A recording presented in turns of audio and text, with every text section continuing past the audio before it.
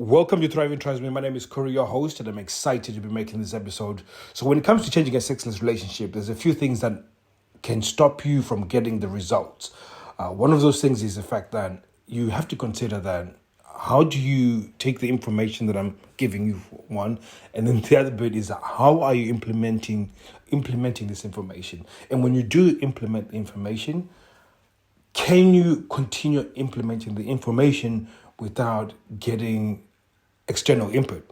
So it's these really important things that you have to consider when it comes to changing a sexless relationship.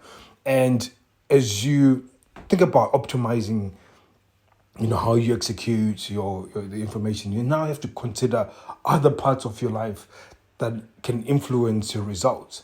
And in this case, I was speaking to a client 3 months ago, and we were on a similar journey on something else.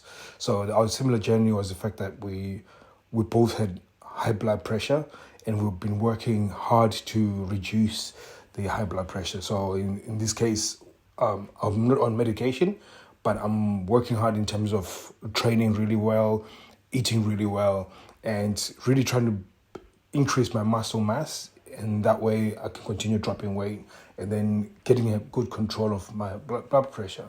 Now, it's still higher than I would like it to be. And 3 months ago, he started on TRT, which is testosterone replacement therapy. And for the past, in fact, in the last sort of 6 weeks, he said, things have just improved massively in terms of his high blood pressure, but more importantly, his mood and the way he shows up in his relationship.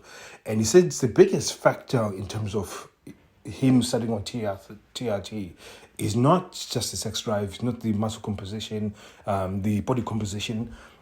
It's the fact that before he had high anxiety and stress, and therefore he feels a little bit better handling those things.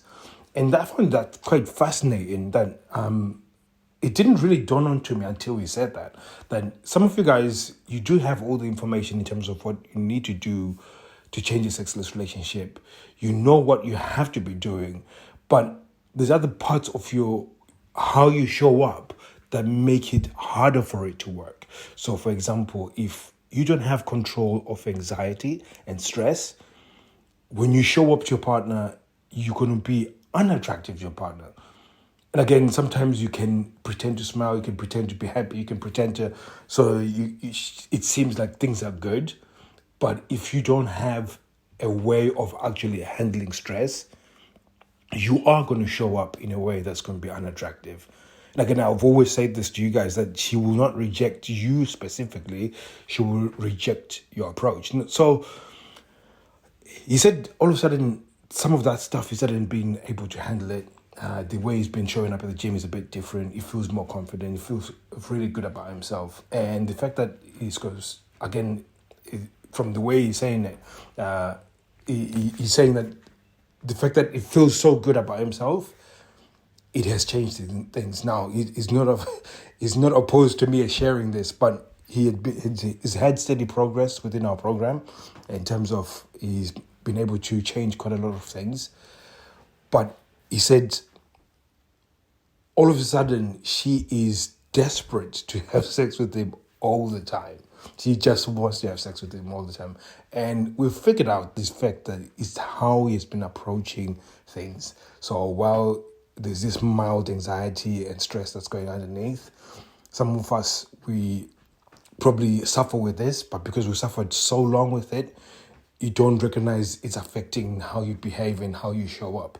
It's similar to, when you, how does a fish know it's in water? Like, how does it know?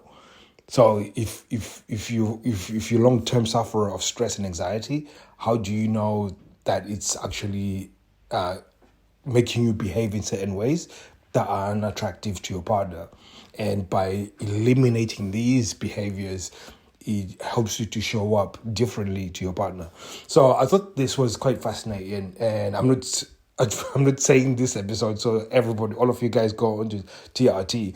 I'm personally going through my journey and being able to document it so that I can tell you what's going on with my life. And hopefully it serves as a guide of whether or not you should go on it. I am going, I'm going to be sending my bloods for tests, so I can see if whether my testosterone has gone too low, then that whether that is what's affecting my results in terms of handling hypertension or at least high blood pressure.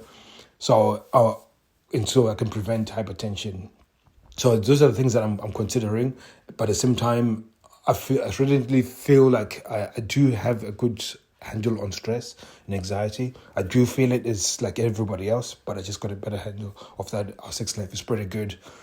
I think for me, it will be interesting to see what will happen when my body composition changes, how that changes how our relationship goes. So, for example, if I now have bigger arms, a six pack, how does that affect my relationship? So that would be quite interesting to see, considering that our relationship is already good. So I just thought I would put that out there, because a lot of you guys, when it comes to showing up, you have to show up in a way that going to make her feel excited about seeing you, and she will feel that way when you feel excited about life yourself. If you feel shitty, feel depressed, feel negative emotions in you, she will respond to that. And again, you have to consider that she's probably waiting for you to be a leader around that. It's all well and good to be a leader in the sense of you being able to make good decisions, being able to be strategic in your thinking. But if you don't show up in a way that makes people excited around you, then how can you expect her to want to have sex with you? So again, it's very interesting, because I found this guy was saying, like, he now feels like the low libido person within this relationship, and I was like, I totally understand what he means by that. That she's the one that she's chasing so hard that he's now trying to find reasons not to have sex, which I found very fascinating. And again, it's not because of the TRT. I think the TRT just enhanced some of the things that he was already doing, that was already working. It's just his approach to how he deals with anxiety and stress is the thing that's turned that dial to the point where she's pretty much obsessed with him. So I thought that would be an interesting take into at least what I'm considering doing with my life. And I'm not a doctor. I'm not prescribing that you should go and do this. You do your own research around this. I've been doing a lot of research around this. This is the next step for me, and I will document as much as I can around what I'm doing in regards to this therapy. I mean, by all means, if you don't think it's a good idea, please tell me the reasons why you think it's a bad idea.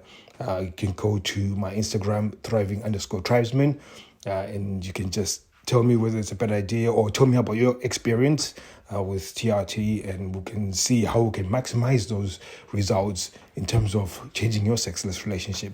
So thank you very much, guys. I'll be seeing you guys soon. Take care.